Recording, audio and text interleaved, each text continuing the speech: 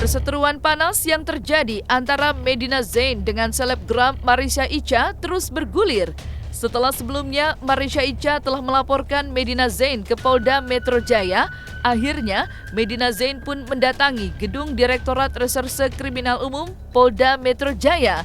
Mengaku mendapatkan 27 pertanyaan dari pihak kepolisian, Medina Zain mengaku santai dan bisa menjawab semua pertanyaan.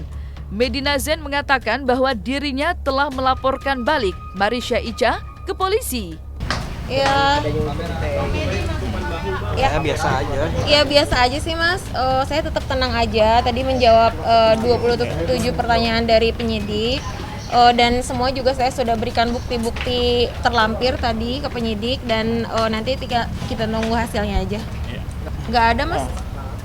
Mohon maaf, ini bukan permasalahan mengenai tas ya. Itu masalah penghinaan dan pencemaran nama baik ya, bukan permasalahan tas atau dugaan tas palsu, itu bukan. Ini permasalahan postingan. Ya intinya bukan permasalahan tas yang diduga palsu itu, karena laporannya itu mengenai postingan-postingan di Instagram media yang diduga terkait oleh seseorang gitu loh. Ya memang kita melaporkan tuh tanggal 16 ya, 16 September kemarin. Seperti itu kepada sebuah akun dan nantinya juga beberapa akun yang mencemarkan nama baik klien kami juga tentunya akan kami laporkan juga seperti itu.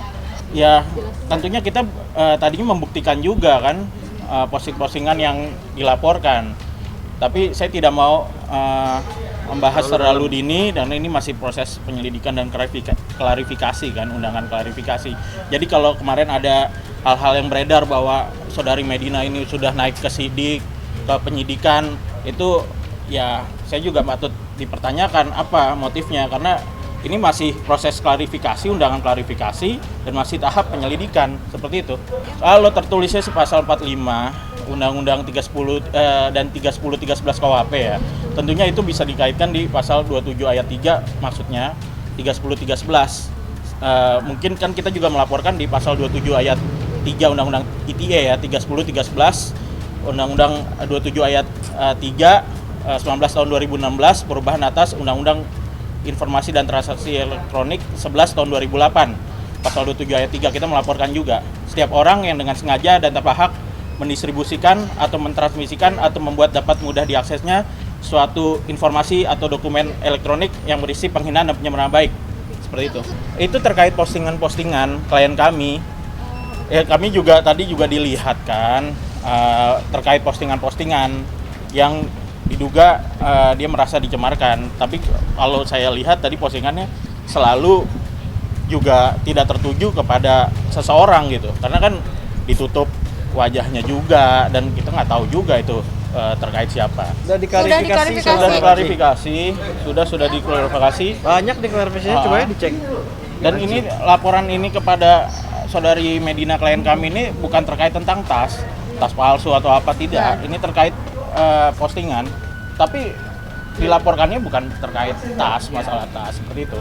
Tadi sih kita memenuhi undangan klarifikasi ya, baik saat menjadi pelapor dan saat menjadi terlapor. Tadi kami sudah menjawab 27 pertanyaan klien kami dengan lancar ya tentunya ya, dan tentunya dengan ada pembuktian juga seperti itu. Itu saat menjadi terlapor dan dilanjutkan saat menjadi pelapor kami menjawab 15 pertanyaan ya, dengan bukti-bukti yang kami sudah berikan seperti bukti rekaman flash disk yang kita masukkan ke dalam flash disk dan juga bukti capturean seperti itu. Sebagai terlapor juga mungkin kamera sini kanan seperti apa sih laporan dari Mbak Ika sendiri, Pak Medi ada seperti apa juga menyikapi laporan dari Ika? Ini panggilan pertama ya Mbak? Iya. Tentunya kita dalam memenuhi undangan klarifikasi ini klien saya juga sangat tenang ya menjawabnya dengan apa adanya juga seperti itu, dan kita ajukan juga bukti-bukti semuanya udah terlampir semuanya. Oh salah. Ini masalah Undang-Undang ITE juga. 45B 310 311 seperti itu. bukan masalah penipuan penggelapan, bukan. Kita juga melaporkan juga masalah undang-undang ITE juga seperti itu. Pencemaran nama baik. Ada kamera nggak? Ya, Bang, penegasan Pencemaran aja yang bang. seperti apa bang? Bang, penegasan aja bang. Jadi malam ini dipanggil, sore ini dipanggil, itu dalam kasus apa nih bang? iya, masalah undang-undang ITE, Oke ya. fitnah dan pencemaran nama baik itu 45B 310 311 seperti itu, 27 ayat 3. Medina Zain yang ditemani oleh suami tercintanya mengatakan bahwa dirinya selalu memberikan dukungan kepada Medina Zain dalam menghadapi persoalan hukum yang sedang berjalan. Lukman Azhari pun meminta doanya agar semua permasalahan yang sedang dihadapi oleh istrinya mendapatkan jalan keluar yang baik. Udah nggak ada mbak. Ada. Ini terkait postingan di sosial Ini media. terkait postingan, jadi aku jelasin dikit. Waktu itu kan, ya waktu itu awal mulanya memang gara-gara akun yang saya laporkan itu memposting tentang tas itu, padahal ya itu nggak ada gitu sama sekali, memang nggak ada laporan tentang tas gitu, jadi nggak ada laporan sama sekali tentang tas. Saya rasa terlalu dini ya menyebut hal-hal tersebut karena ini masih klarifikasi undangan pertama dan masih tahap penyelidikan gitu. Sambil meluruskan juga yang terkait kemarin Medina sudah naik sidik. Ini aja panggilan pertama gitu loh, baru Ya, diperiksa. intinya segala kemungkinan semuanya bisa terjadi. Gitu aja. Kita mohon doanya saja. Segala kemungkinan itu semua bisa terjadi kan. Kita tidak pernah bisa mengetahui apa yang terjadi di masa yang akan datang. Saya cuma minta doanya aja. Semoga semuanya menjadi baik. Iya. Oke, gitu aja ya. Kebetulan ini udah malam. Kita mau istirahat dulu. Nanti kita lanjut lagi. Oke. Sebelumnya, selebgram Marisha Icha telah melaporkan Medina Zain ke polisi dengan pasal dugaan melakukan pencemaran nama baik. Marisha Icha mengatakan bahwa dirinya telah memberikan 2 kali surat kepada Medina Zain namun tidak mendapatkan respon. Berikut Marisha Icha mengungkapkan rasa kecewanya ketika dirinya merasa dicemarkan nama baiknya sehingga melaporkan Medina Zain ke polisi. Ya terkait yang pertama itu kan awal pertama kali karena beberapa korban yang tidak terima ya. Terus postingan saya mungkin mbak tersebut nggak terima, lalu malah membuat menutupi ya bang ya, dengan cara memfitnah-fitnah saya gitu. Dan keluarga juga ya mungkin sakit hati, nggak terima.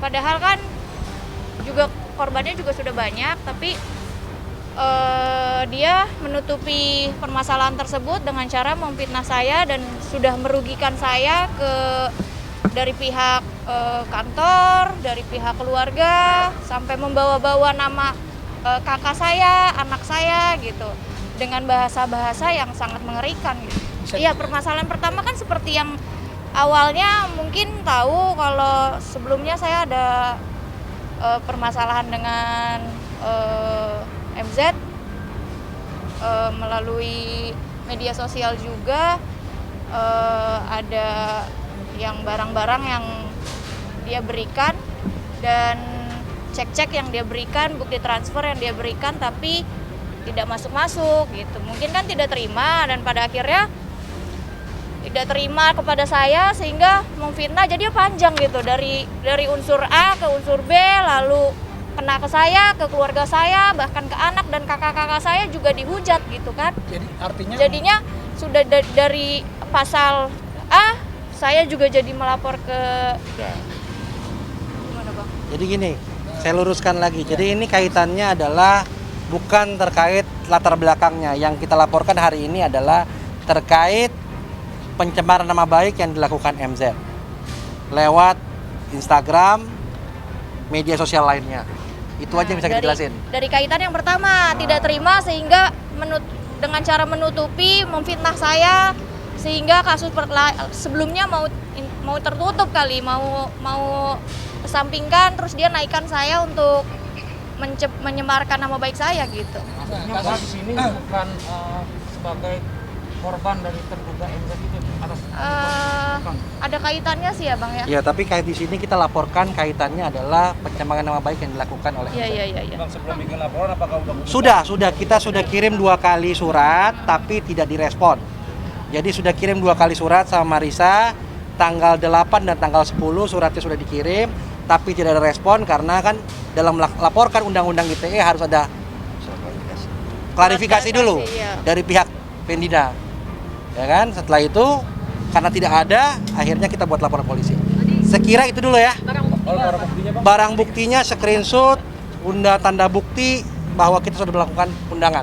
Kalau kelanjutan yang pertama Bang itu gimana ya? Saya nggak bisa ngomong karena saya cuma sampai sini aja dulu. Tadi kan sebenarnya udah aku jelaskan dari awalnya kaitan yang pertama, lalu dengan cara untuk menutupi yang pertama kok jadi ke urusan pribadi saya gitu. Banyak nggak di masalah jual tas atau apa? Iya, masalah kan banyak sudah tahu. Iya, Makanya kita tahu. tanya terkait awal Ya. pertama itu maksudnya gimana? Awalnya terkait jual beli tas itu. Mau jual beli tas terus tidak dikirim Tidak. gitu ya? Bukan Dia- dengan Mbak Marisa ya. Oh, gitu. Ini kawan-kawannya Mbak Marisa. Cuma Artinya kan Mbak cuma menyuarakan aja gitu. Betul. ya karena kan kemarin awalnya sudah dibilang dari pihak yang dirugikan kalau misalkan tidak ada etikat baik nanti di speak up nih, tapi kan tidak ada etikat baik akhirnya di speak up gitu.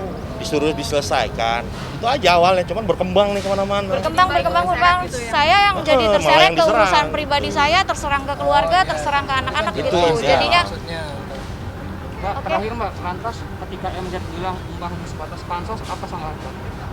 tanggapannya Terus cuma nggak usah ditanggapi lah. Nah, nggak usah ditanggapi.